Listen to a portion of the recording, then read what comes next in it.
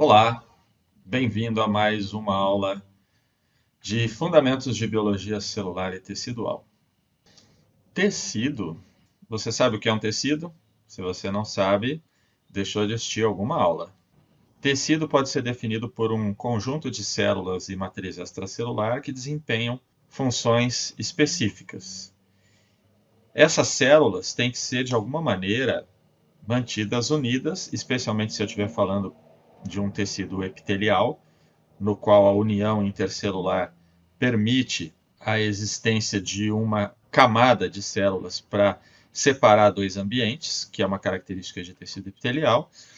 E no caso de um tecido conjuntivo, por exemplo, a gente tem bastante matriz extracelular, e as células também têm que ficar coesas com a matriz extracelular. Como será que isso acontece? A gente vai ver que existem fundamentalmente três estratégias para manter a coesão de um tecido. A membrana plasmática funciona como um mediador da interação entre células e da interação da célula com a matriz.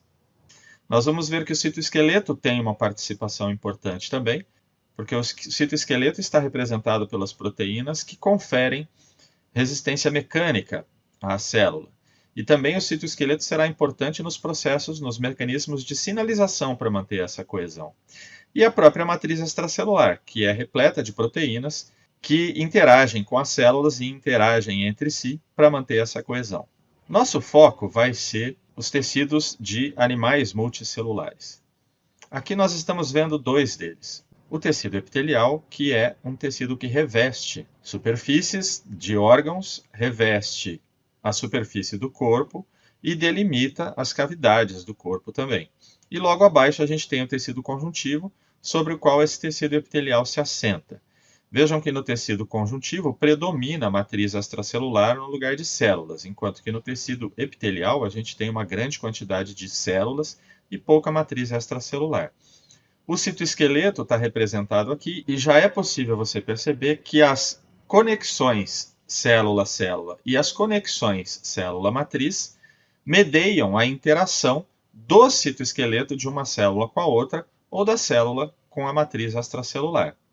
Existem fundamentalmente 4 classes de junções celulares nos tecidos animais. As junções de ancoramento, que permitem a adesão de uma célula a outra ou a adesão da célula com a matriz extracelular. As junções ocludentes são aquelas junções que vão, como o próprio nome já diz, ocluir ou não permitir a passagem de substâncias por entre as células. E a gente vai entender por que isso é importante. Junções comunicantes são aquelas junções que fazem uma comunicação direta de uma célula com a célula vizinha. Essa comunicação da célula com uma célula vizinha é importante para que cada célula perceba o contexto em que ela está inserida, ou seja, cada célula ter sinalizações das células vizinhas para que as respostas adequadas surjam quando necessárias. E, finalmente, a gente tem as junções sinalizadoras, que são aquelas junções do tipo sináptica, ou junções sinalizadoras que a gente tem no sistema imunológico, que são aquelas junções que permitem comunicação entre as células, apesar de não ser uma comunicação direta, ser uma comunicação que envolve o meio extracelular. Nessa tabela, a gente tem uma classificação funcional mais detalhada. Dê uma olhada nela. Nas junções de ancoramento, nós sempre temos o citoesqueleto envolvido. Então, elas são divididas em junções de ancoramento que têm sítios de ligação de filamentos de actina e junções que têm sítios de ligação de filamentos intermediários. Nós vamos falar sobre elas. As junções ocludentes, comunicantes e sinalizadoras não necessariamente vão ter relação com os elementos do citoesqueleto. Vamos dar atenção primeiro para as junções de ancoramento. A arquitetura de uma junção de ancoramento, a gente pode perceber aqui. Elas são constituídas, primeiramente, por proteínas transmembrana, uma vez que a gente está falando da interação de uma célula com outra, ou da interação de célula com a matriz, a gente tem que imaginar que a membrana está envolvida nisso. Proteínas transmembrana que atravessam a membrana e vão encontrar outras proteínas que podem ser proteínas de outra célula ou proteínas da matriz extracelular. Essas proteínas transmembrana interagem com proteínas que fazem o ancoramento interno delas dentro da célula, e essas proteínas, por sua vez, interagem com as proteínas do citoesqueleto, fazendo então essa correlação entre a proteína transmembrana na sua comunicação com outra célula ou com a matriz extracelular e o citoesqueleto dentro da célula. As proteínas transmembrana podem fazer interações com proteínas fora da célula de dois tipos. As ligações homofílicas são aquelas em que a proteína transmembrana vai encontrar outra proteína que é igual a ela. Enquanto que nas ligações heterofílicas, a proteína transmembrana vai encontrar uma proteína que é diferente dela. A superfamília das caderinas é a principal representante das ligações homofílicas. As caderinas são proteínas que fazem a interação célula-célula. Existem as caderinas clássicas, vamos dar uma olhada primeiro nela. Ela é uma proteína que atravessa a bicamada lipídica uma única vez, e ela tem, representados por essas elipses, 5 domínios que são chamados domínios de caderina, que estão virados para o meio extracelular. E o meio intracelular tem uma sequência de aminoácidos muito particular também, que eu vou encontrar, por exemplo, nas protocaderinas, que são muito semelhantes, porém não idênticas às caderinas. A gente tem vários outros tipos de caderinas, como vocês podem perceber, com uma quantidade diferente dos motivos de caderina, que podem variar de 2 até muitas, e também a porção transmembrana e a porção intracelular pode variar. A ligação entre caderinas é sempre homofílica, ou seja, uma caderina de um lado vai se ligar a uma caderina do outro lado. Elas vão promover a adesão célula-célula. Essa ligação é uma ligação de baixa afinidade. Isso quer dizer que ela se solta facilmente. Além disso, é uma ligação dependente de cálcio. É preciso ter cálcio no meio para que ela tenha sua conformação tridimensional adequada para interagir com a caderina vizinha. Apesar da ligação ser de baixa densidade, nós vamos ver que normalmente nós temos domínios de membrana onde se acumulam caderinas, e muitas caderinas de uma célula interagem com muitas caderinas da outra célula, resultando numa situação de alta adesão de uma célula com a outra. Dá para fazer uma analogia com o velcro. Se você pensar no velcro, ele é fácil de ser aberto quando você vai abrindo ele devagarzinho, quando você vai abrindo ele de uma ponta para outra. Mas se você tenta abrir o velcro todo de uma única vez, você não consegue. Então as interações têm baixa afinidade, porém a coesão é grande em função do grande número de caderinas envolvidas nas junções que vão fazer adesão célula-célula. Perguntinha rápida. Será algum motivo para que nós tenhamos diferentes tipos de caderinas? Sim, diferentes tipos celulares podem expressar caderinas de diferentes tipos. Um exemplo clássico foi observado nos anos 1950, quando pesquisadores pegaram embriões de anfíbios e dissociaram as células do embrião, misturaram as células todas e colocaram de volta para elas se encontrarem. Eles observaram que o embrião se reorganizava a partir da massa homogênea celular nos seus tecidos originais, ectoderme, mesoderme e endoderme, e isso, mais tarde, ficou comprovado, se deve à presença de caderinas diferentes nas células de cada um dos folhetos embrionários. Isso permite, então, que células reconheçam células próximas. E a expressão de caderina por uma célula, especialmente durante o desenvolvimento embrionário, pode mudar. Neste exemplo, vocês veem como que o tubo neural de um embrião se forma.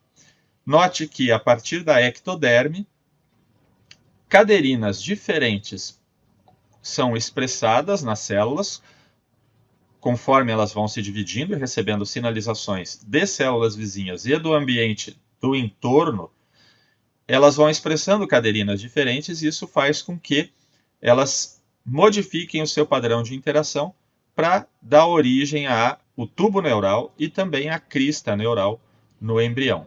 Se você não se lembra o que é tubo neural e crista neural, ou você não ouviu falar sobre isso ainda, pesquise. Num organismo adulto, você vai ter junções aderentes, que são um tipo de junção de ancoragem de célula a célula.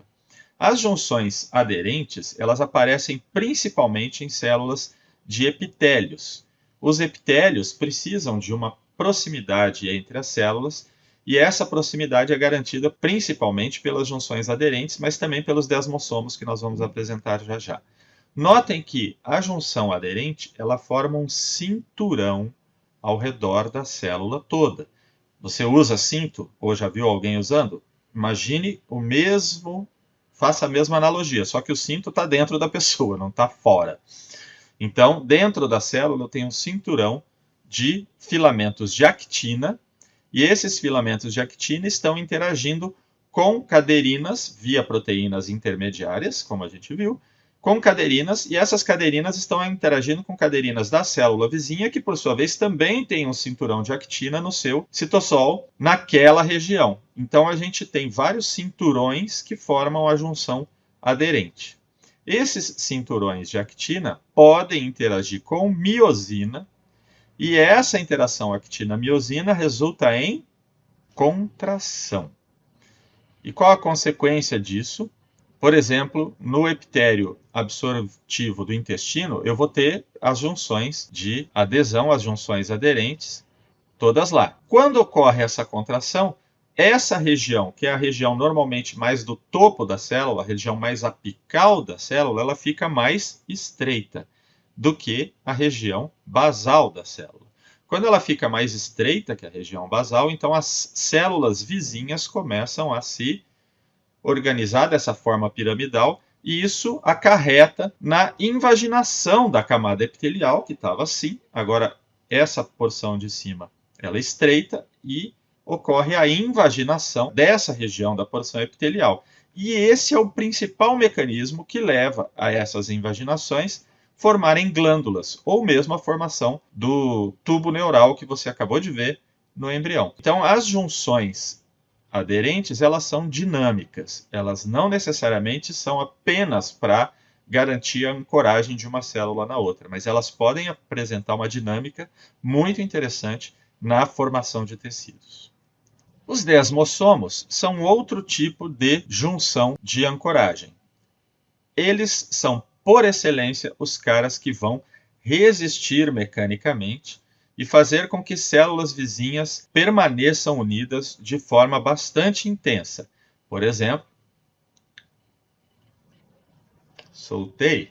O que garante que a minha bochecha não saiu na minha mão? Principalmente essas adesões mediadas por filamentos intermediários. Filamentos intermediários são elementos do citoesqueleto por excelência que conferem resistência mecânica à célula. Vamos dar uma olhadinha aqui num desmossomo, então. A gente tem a membrana de uma célula, a membrana da célula vizinha, caderinas partindo de ambas as células e se encontrando no meio do caminho. Essas caderinas, na imagem de microscopia eletrônica, podem ser visualizadas aqui. A membrana de uma célula está aqui, a membrana da célula vizinha está aqui. Aqui é o interior de uma célula, aqui é o interior da outra célula. Notem que na região do desmossomo, o espaço entre as células é mais escuro, mais eletrondenso, justamente por conta da presença das caderinas. E dentro da célula já, a gente tem uma placa densa. Essa placa densa é a placa que tem aquelas proteínas que fazem a interface entre as caderinas e os filamentos do citoesqueleto, nesse caso, os filamentos intermediários. E isso vai garantir a coesão, de fato, do tecido pela adesão célula-célula. Nessa imagem esquemática, você pode ver uma célula, 3 células, na verdade, com um corte. Não sei, espero que você tenha a percepção tridimensional dessa estrutura, em função das microvilosidades ali em cima. Então você vê que os filamentos intermediários, nesse caso, representados por filamentos de queratina, porque nós estamos falando de um tecido epitelial, se fosse no tecido muscular, por exemplo, seria desmina, o filamento intermediário, faz conexão de um desmossomo com outro desmossomo. Então você tem uma rede de filamentos de queratina que interconecta vários desmossomos. E cada desmossomo está interagindo com a célula vizinha. E, portanto, a gente tem um tecido muito coeso. Existem os hemidesmossomos, que são metade, daí o termo hemidesmossomo, metade de um desmossomo, porque a gente tem a placa densa fazendo interação com a queratina no interior celular e a proteína transmembrana, que não é mais uma caderina, mas sim uma integrina, que é uma proteína diferente, faz interação com a matriz extracelular. Nesse caso, a lâmina basal, ancorando o epitélio no tecido conjuntivo. As integrinas são um tipo diferente de proteína que faz interação daquele tipo heterofílica. A integrina vai sempre se ligar a uma molécula fora da célula, que é de outro tipo. E também na adesão entre células, a gente tem as selectinas, que fazem ligações transitórias. As selectinas, elas normalmente reconhecem lecitinas, que são carboidratos, açúcares que estão na superfície de outras células. Um exemplo bem bonito disso vocês vão ver nesse filme que mostra como que os leucócitos saem dos vasos sanguíneos para combater um sítio de infecção ou de inflamação, por exemplo. Vejam só que interessante. Os leucócitos são glóbulos brancos que ajudam a combater infecções. Em locais de lesão, infecção ou inflamação, citocinas são liberadas e estimulam as células endoteliais que revestem os vasos sanguíneos adjacentes. As células endoteliais, então, expressam proteínas de superfície chamadas selectinas. As selectinas ligam-se aos carboidratos exibidos na membrana dos leucócitos, fazendo com que grudem nas paredes dos vasos sanguíneos. Essa interação tem afinidade suficientemente baixa para que os leucócitos possam literalmente rolar ao longo das paredes do vaso em busca de pontos para sair dele.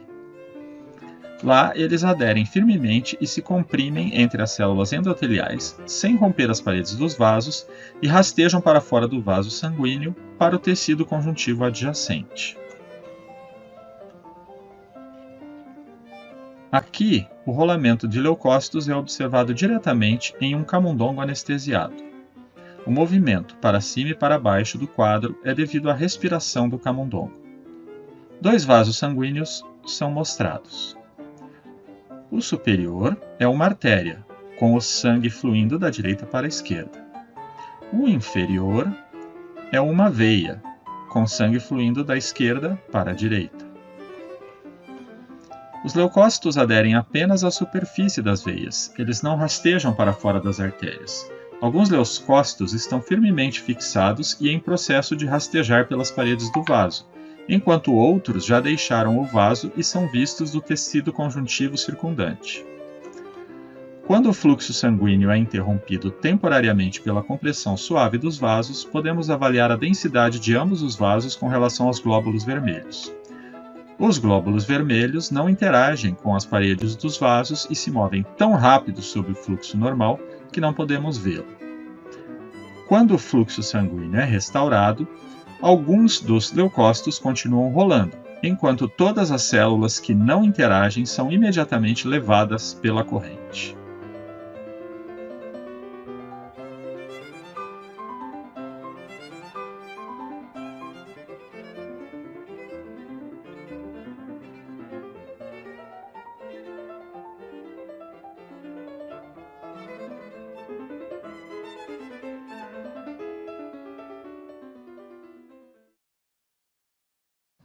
Ok.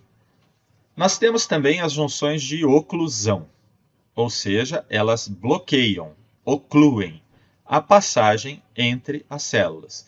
Em experimentos clássicos, nós podemos perceber que um material eletrondenso foi colocado na superfície das células e esse material ele se restringe até uma determinada região e não penetra por entre as células.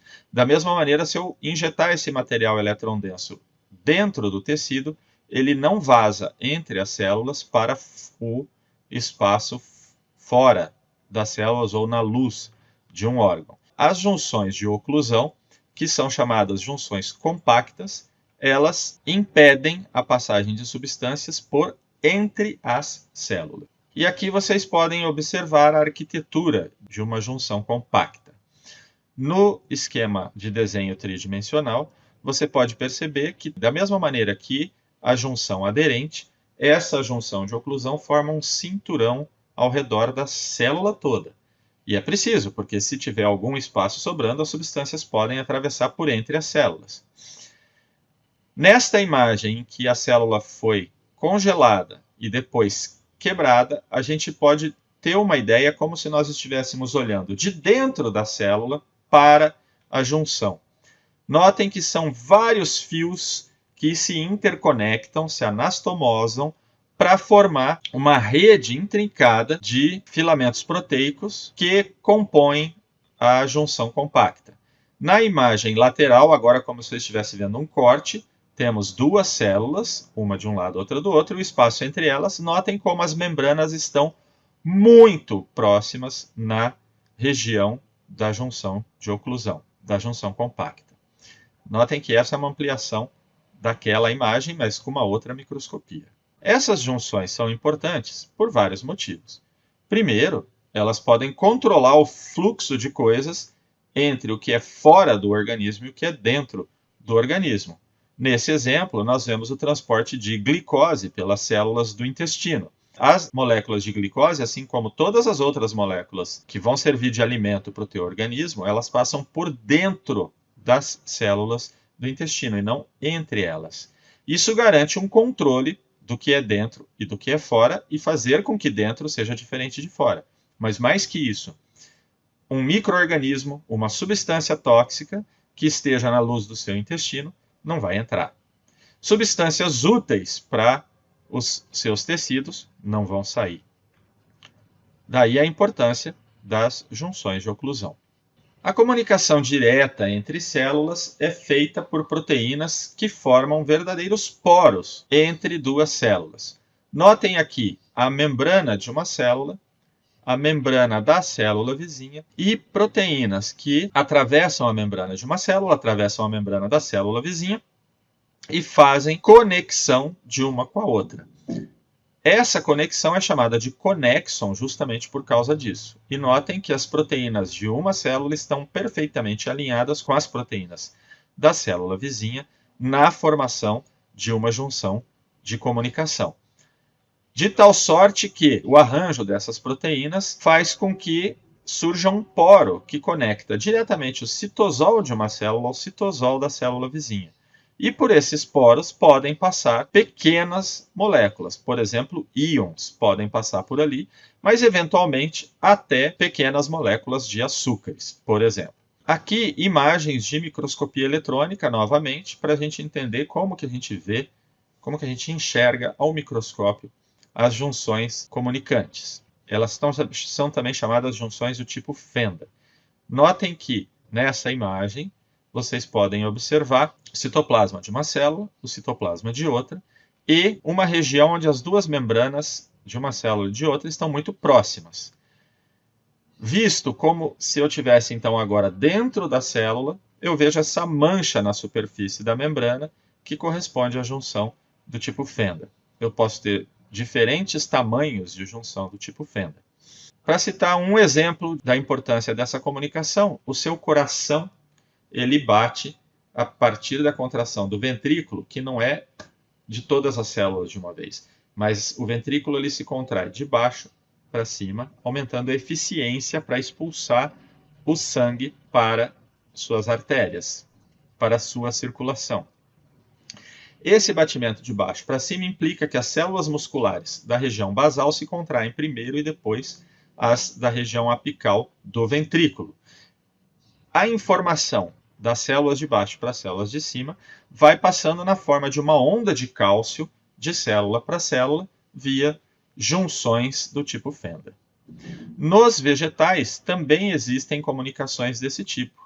São os plasmodesmos ou plasmodesmatas, que são comunicações célula a célula que permitem a difusão num parênquima vegetal de substâncias. Notem que a gente tem a parede celular de uma célula, mas há uma comunicação direta entre ambas. E no meio dessa comunicação tem um tubo que é derivado do retículo endoplasmático. E aqui vale a pena ressaltar tanto a junção comunicante, que a gente viu para animais, quanto o plasmodesmata de vegetais pode ser fechada. O desmotúbulo, que é a rolha, digamos assim, dessa junção plasmodesmata, ele é o responsável por fechar em situações em que a comunicação deve ser interrompida. Quando a comunicação deve ser interrompida? Imagine uma célula que foi rompida por qualquer situação. Um palitinho de dente que você engoliu e que rompeu uma célula do seu intestino. As células vizinhas fecham as junções de comunicação para que elas não sejam afetadas pelo dano causado na célula que foi palitada. Assim, a gente termina a nossa aula sobre as especializações que estão relacionadas com ancoragem e comunicação entre células. Até a próxima!